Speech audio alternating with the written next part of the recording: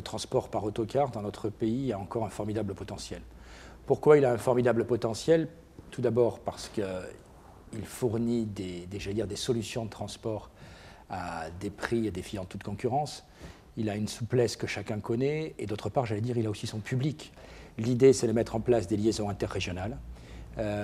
D'autre part, l'idée, c'est aussi la mise en œuvre de liaisons nationales à l'initiative d'opérateurs de transport. C'est un plus qu'on veut apporter dans le domaine de l'organisation, ou plutôt de l'offre de transport à nos concitoyens. Et je pense que c'est un plus qui, à mon avis, est largement attendu. Le fait que l'opérateur national, en l'occurrence la SNCF, ait déjà dans ses tiroirs une offre routière, ça prouve bien qu'il y a un besoin. Ça prouve bien que ce sont des moyens complémentaires et que tous ceux qui opposent le rail aux autocars, c'est totalement stupide et c'est absolument pas d'actualité. En réalité, il ne s'agit pas de mettre en concurrence les modes de transport. Il s'agit tout simplement de diversifier l'offre au bénéfice des usagers, de répondre ainsi un peu mieux aux besoins de mobilité de nos concitoyens. L'ouverture du cabotage sur les lignes internationales, c'était une première étape, c'était à l'été dernier. D'ailleurs, moi j'avoue que je suis extrêmement surpris du succès que cela... D'abord, le nombre de lignes qui ont été ouvertes est relativement important.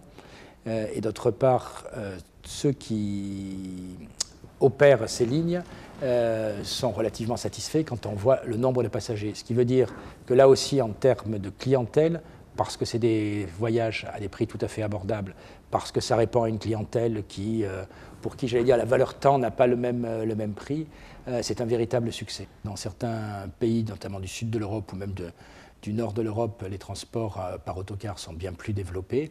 C'est un peu cette ambition aujourd'hui, c'est-à-dire à terme, fixer des lignes pour redonner au car une nouvelle vocation que certains avaient tendance à lui nier. Je crois que c'est aussi la logique. On a besoin de plus de souplesse dans l'offre, on a besoin d'une offre diversifiée, à la fois dans ses possibilités, à la fois dans ses tarifs.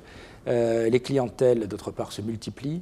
Donc, avoir plus d'offres en ce qui concerne les autocars me semble aller dans la bonne direction. Voilà. Et puis, je le répète, les liaisons internationales par cabotage qui ont été ouvertes cet été montrent que l'autocar a véritablement, même au XXIe siècle, un bel avenir.